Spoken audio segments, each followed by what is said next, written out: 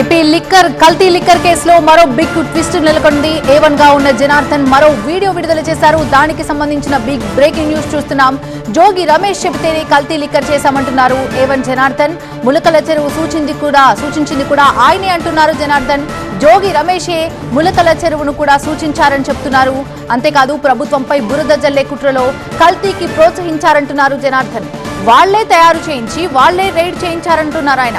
తయారీదారులను TDP suspend చేయడంతో జోగి plan మార్చారంటున్నారు Janardhan. ఒకరోజు ముందే ఇబ్రహీంపట్నంకి సరుకు క్యాన్స్ తెప్పించి మళ్లీ రైడ్ చేయించారంటున్నారు జనార్దన్. జోగి రమేష్ గారు ఆధ్వర్యంలోనే నేను ఇంతకుముందు గవర్నమెంట్ లో ఉన్నప్పుడు కూడా తెచ్చుకొని చేశాను సార్, బయట నుంచి తెచ్చుకొని. అదేవిధంగా గవర్నమెంట్ రాగానే అదంతా ఆగిపోయింది సార్. మళ్ళీ మొన్న టీడీపీ గవర్నమెంట్ రాగానే అవన్నీ ఆగిపోయింది సార్. ఏం చేయడం లేకుండా బాగా స్ట్రిక్ట్ అయిపోయేటప్పటికి ఇక నేను కూడా ఆగిపోయాను సార్ మొత్తం. ఆ తర్వాత మన ఏప్రిల్లో 2025 ఆ టైంలో మళ్ళీ జోగి రమేష్ గారు నన్ను కాంటాక్ట్ చేసి మాట్లాడదామంటే నేను వాళ్ళ తమ్ముడు ద్వారా మాట్లాడాను సార్.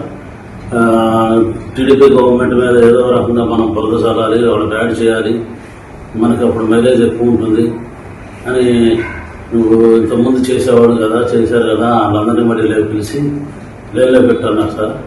నేను ఇబ్రహీంపట్నం అనుకున్నాను సార్. తర్వాత నేను మా క్లాస్మేట్ జయచంద్ర రెడ్డి తమ్ముడుపల్లి అని తెలిసేటప్పటికి చిత్తూరు జిల్లా, ఉమ్మడి చిత్తూరు జిల్లా వచ్చింది కాబట్టి ముందు అక్కడ ప్లాన్ చేద్దాం, చంద్రబాబు గారిని బ్యాన్ చేయడానికి అక్కడ చేద్దాము.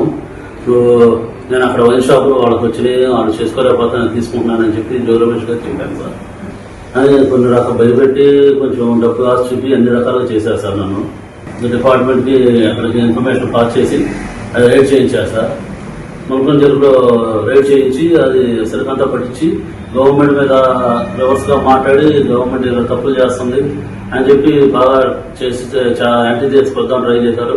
కానీ చంద్రబాబు గారు పార్టీ నాయకుడిని సస్పెండ్ చేసేటప్పటికి అంత ఎక్కువ హైలైట్ అవ్వలేదు జనాలు అని చెప్పి మళ్ళీ నాకు కాల్ చేసి మీ దాని మీద కూడా చూపించేద్దాం, నువ్వు అక్కడ బాగా పెట్టిన సరుకు ఇక్కడ తెచ్చిపెట్టేసి గొడవలో పెట్టు, అది మీ తమ్ముడు ద్వారా డిపార్ట్మెంట్ వాళ్ళకి తెలిసి నేను సురేష్ మా ద్వారా సాక్షి టీవీను వాళ్ళందరినీ తీసుకొని వస్తాను, నాయకులందరినీ తీసుకొని వస్తానని చెప్పి అలర్ట్ చేసి నాకు అక్కడ ముందు రోజే అన్ని అక్కడికి